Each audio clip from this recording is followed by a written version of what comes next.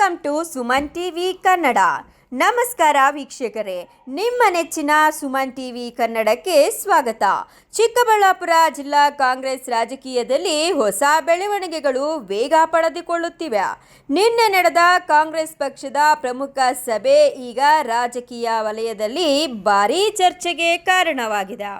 ಜಿಲ್ಲಾ ಕಾಂಗ್ರೆಸ್ ಅಧ್ಯಕ್ಷರ ನೇಮಕಾತಿ ಕುರಿತ ಸಭೆ ಎಂದು ಆರಂಭವಾದ ಕಾರ್ಯಕ್ರಮ ಕೊನೆಗೆ ಎರಡೂ ಬಣಗಳ ನಡುವೆ ವಾಗ್ವಾದ ಮತ್ತು ಗದ್ದಲಕ್ಕೆ ಸಾಕ್ಷಿಯಾಗಿದೆ ಎಂಬ ಮಾಹಿತಿ ಹೊರಬಿದ್ದಿದೆ.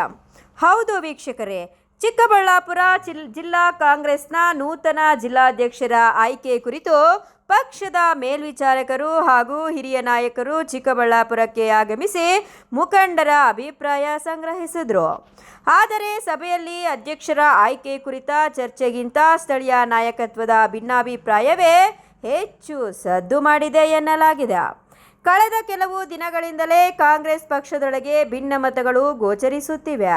ವಿಶೇಷವಾಗಿ ಶಿಡ್ಲಘಟ್ಟದಲ್ಲಿ ನಡೆದ ಒಂದು ಸಂಘಟನೆ ಕಾರ್ಯಕ್ರಮದ ನಂತರ ರಾಜೀವ್ ಗೌಡ ಅವರ ಬೆಂಬಲಿಗರು ಅಸಮಾಧಾನಗೊಂಡಿದ್ದಾರೆ ಎನ್ನುವ ಮಾತುಗಳು ಕೇಳಿಬಂದಿದ್ದವು. ಆ ಕಾರ್ಯಕ್ರಮದಲ್ಲಿ ರಾಜೀವ್ ಗೌಡ ಅವರನ್ನ ಕಡೆಗಣಿಸುವ ಅಥವಾ ಅವಮಾನಿಸುವ ಪ್ರಯತ್ನ ನಡೆದಿದೆ ಎಂಬ ಆರೋಪಗಳು ಅವರ ಬೆಂಬಲಿಗರಿಂದ ಕೇಳಿಬಂದಿವೆ. ಈ ಬೆಳವಣಿಗೆಗಳ ಹಿಂದೆ ಕೆಲವು ಪ್ರಭಾವಿ ನಾಯಕರಿದ್ದಾರೆ ಎಂಬ ರಾಜಕೀಯ ಚರ್ಚೆಯೂ ನಡೆಯುತ್ತಿದೆ. ಆದರೆ ಈ ಆರೋಪಗಳಿಗೆ ಸಂಬಂಧಿಸಿದಂತೆ ಯಾವುದೇ ಅಧಿಕೃತ ದೃಢೀಕರಣ ಅಥವಾ ಪಕ್ಷದ ಸ್ಪಷ್ಟ ಹೇಳಿಕೆ ಇದುವರೆಗೂ ಹೊರಬಂದಿಲ್ಲ. ಇನ್ನೊಂದೆಡೆ ಸಚಿವ ಎಂಸಿ ಸುಧಾಕರ್ ಹಾಗೂ ಕಾಂಗ್ರೆಸ್ ಮುಖಂಡ ಪುಟ್ಟು ಅಂಜಿನಪ್ಪ ನಡುವೆ ಉತ್ತಮ ರಾಜಕೀಯ ಹೊಂದಾಣಿಕೆ ಇದೆ ಎನ್ನುವ ಮಾತುಗಳು ಕೇಳಿಬರುತ್ತಿವೆ. ಮುಂದಿನ ವಿಧಾನಸಭೆ ಚುನಾವಣೆಯಲ್ಲಿ ಪುಟ್ಟು ಅಂಜಿನಪ್ಪ ಅವರಿಗೆ ಅವಕಾಶ ನೀಡಬೇಕು ಎಂಬ ಅಭಿಪ್ರಾಯವನ್ನು ಸುಧಾಕರ್ ಬೆಂಬಲಿಗರು ವ್ಯಕ್ತಪಡಿಸುತ್ತಿದ್ದಾರೆ ಎಂಬ ರಾಜಕೀಯ ವಿಶ್ಲೇಷಣೆ ನಡೆಯುತ್ತಿದೆ.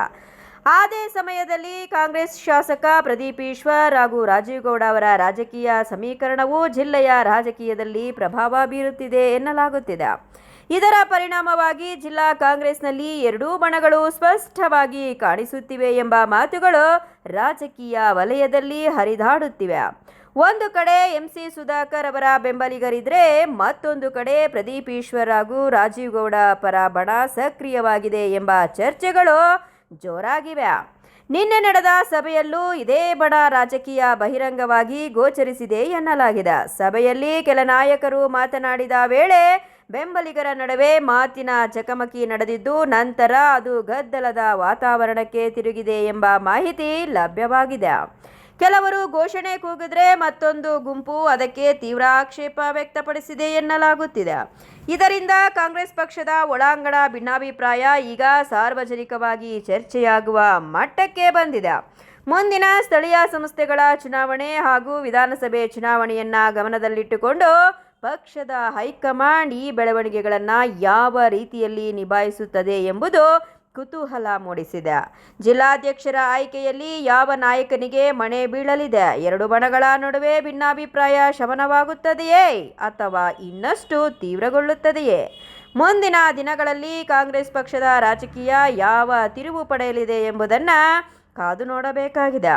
ಈ ವಿಚಾರದ ಬಗ್ಗೆ ನಿಮ್ಮ ಅಭಿಪ್ರಾಯವೇನು? ಚಿಕ್ಕಬಳ್ಳಾಪುರ ಕಾಂಗ್ರೆಸ್ನಲ್ಲಿ ಬಣರಾಜಕೀಯ ಪಕ್ಷಕ್ಕೆ ಹಾನಿಯಾಗುತ್ತದೆಯೇ? ನಿಮ್ಮ ಅಭಿಪ್ರಾಯವನ್ನು ಕಾಮೆಂಟ್ ಮೂಲಕ ತಿಳಿಸಿ.